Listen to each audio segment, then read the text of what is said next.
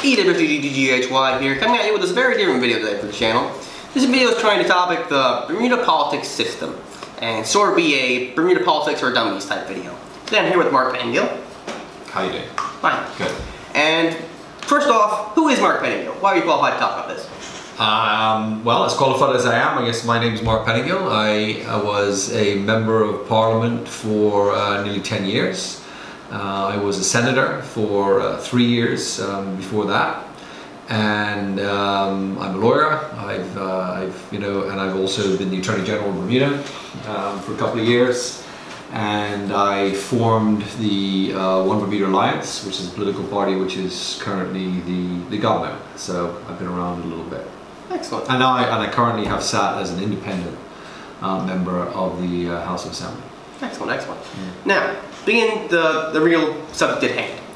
What is Bermuda politics? Where does it begin?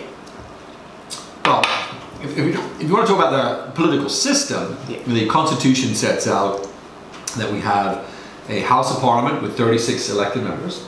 They are divided into 36 constituencies in the country, and each constituency has one member from it. So you usually have two people running for a constituency vote with about 1,500 voters in that area. Then you have a Senate, which is made up of 11 members. There's 5 from the government, 3 from the opposition, and then there's 3 independents that are appointed by the governor. And then you go up to the next level, which is what's called the Crown, and that is the governor of Bermuda. So we are a self-governing colony. But we're not independent. We're still kind of part of Britain. So at the end of the day, Britain has to assent to all of the laws that we pass in Parliament and say, like, yeah, okay, that's cool with us. Right. So that's basically a system in a nutshell. The senators aren't elected; they're appointed, and the members of Parliament are elected by the populace. Right. So, where do laws first come up? Who was the first one to come up with the idea for a law? Where does it begin? It's a good question. So let's say you wanted to change a particular law. You might go into what's called a lobby, and you would call up your politician, and you would say, look, I think there should be a law that says the speed limit is at 40 kilometers an hour instead of 35 kilometers an hour, right? So he would then review that, and he would go out to what's called the stakeholders, which would be the police and roadworks and all the rest of it, and say, can we up our speed limit in Bermuda to 40 kilometers instead of 35? Because the law is currently 35.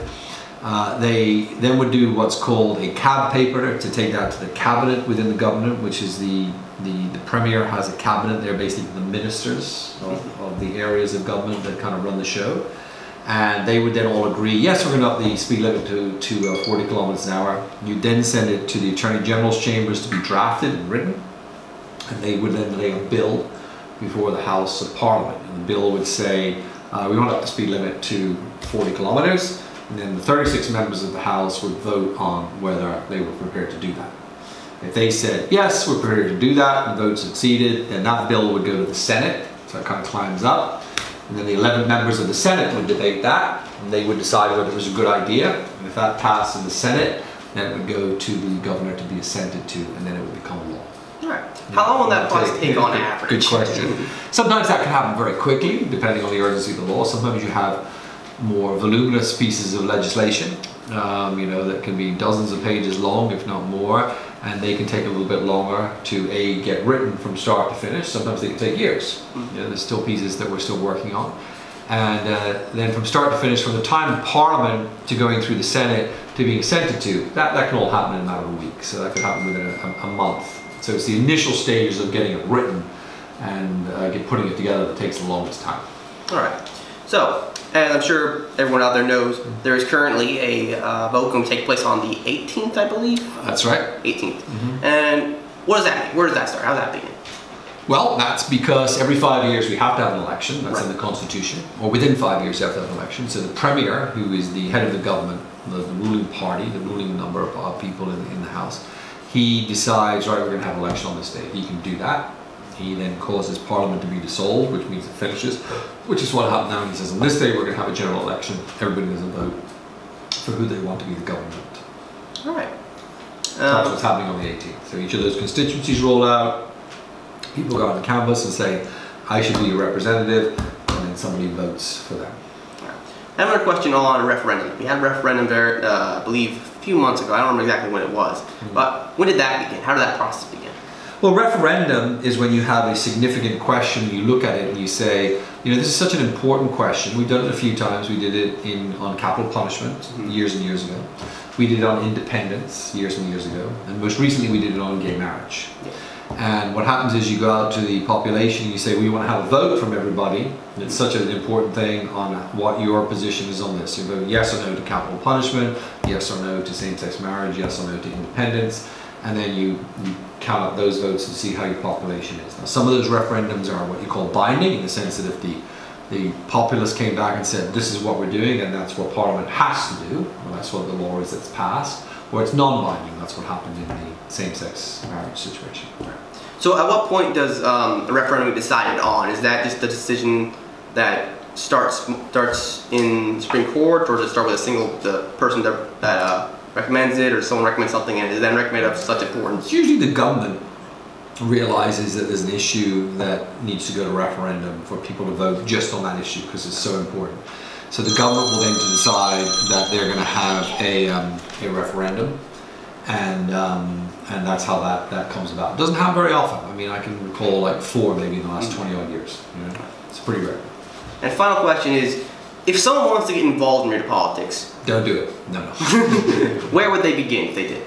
Well, I think it's good if people start young, and you can join a political party, you know, as a part of the youth movement of the party.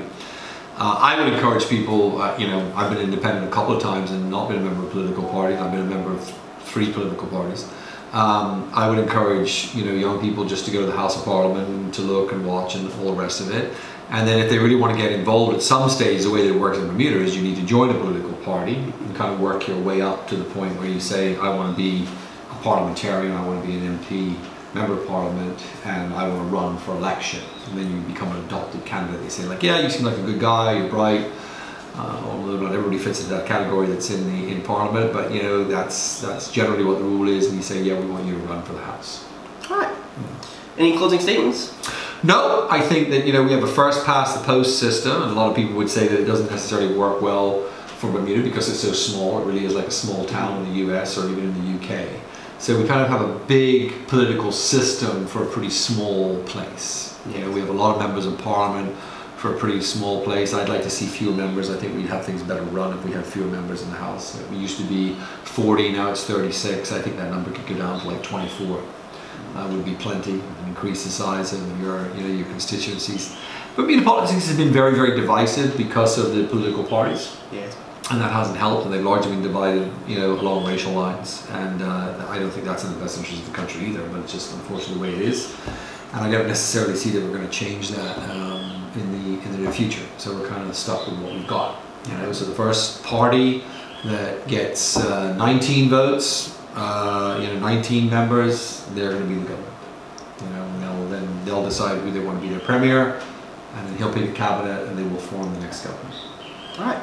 Thank you very much for your time, Mark Pettingill. You're welcome, Daniel. Good to be here. Thank you. Yeah. Cheers. If anyone out there has any questions for Mark or us at Fragged Studios, leave them out in the comments. We'll make a follow-up video if there's enough questions.